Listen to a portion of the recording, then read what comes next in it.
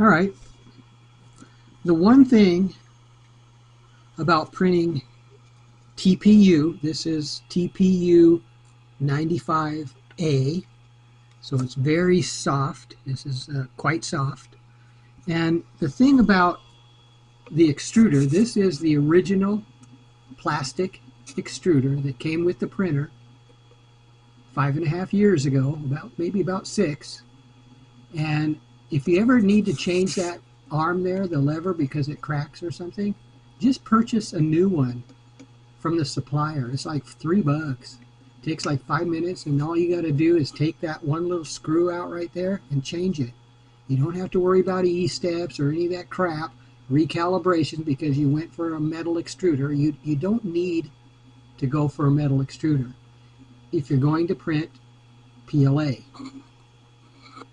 So basically, I mean, you can print anything with this, ABS, PETG, PLA. You can still print anything with this and leave the E-steps at 93, factory 93. Another thing is the white Bowden tube. All right, you don't change it to the blue Bowden tube because it has a smaller inside diameter. The inside diameter of this tube on the blue one is small, so it causes friction around the curve. All right, if you have TPU, and you're just using the white Bowden tube, there is no friction. All right, so let's go ahead and fire this up. The nozzle's set at 190 right now, about 190. It has to be above 185 so that the extruder will actually work. So let's go to motion here.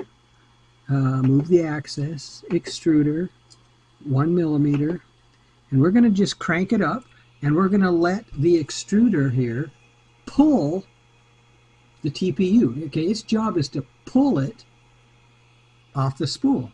Okay, and then you push it down the white Bowden tube right here.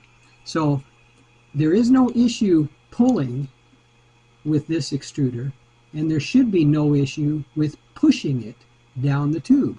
So let's find out. We're going to crank this up. Okay, so right now, as you can see, the knob is turning there. You can see the stepper motor is turning. We're going to crank this, I don't know, up. Okay, so as you can see,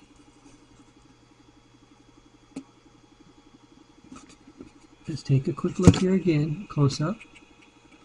This is pulling TPU and pushing it down this tube. And if you look here, let's see if we can find it. Right there. All right, it's pushing it down the tube. Okay, so far there's no issue. Okay, if you had the blue Bowden tube, you'd probably have problems because the blue Bowden tube has a smaller inside diameter, and it will cause friction, and you probably will not be able to push the filament down the tube. So let's give it a couple more cranks here. It's still turning.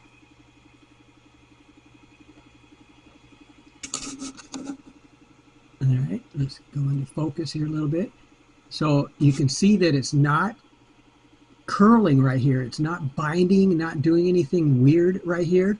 It's actually pulling it through the input here. It's pulling it off the spool and pushing it down this Bowden tube.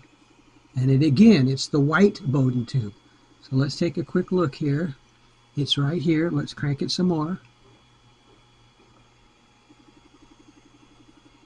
Let's block out the light. Okay, you can see it right there. It's going right here. All right.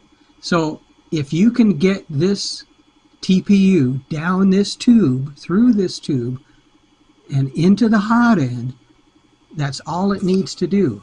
See, so if you had a direct drive, sure, you can, have your direct drive, but you don't need to have the direct drive to push filament down this tube. So let's crank it again. Now we're going to crank it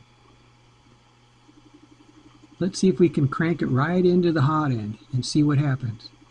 And right now the temperature's at 190, and the filament is right there. The TPU filament has gone down the tube without an issue because there's no friction of that tube.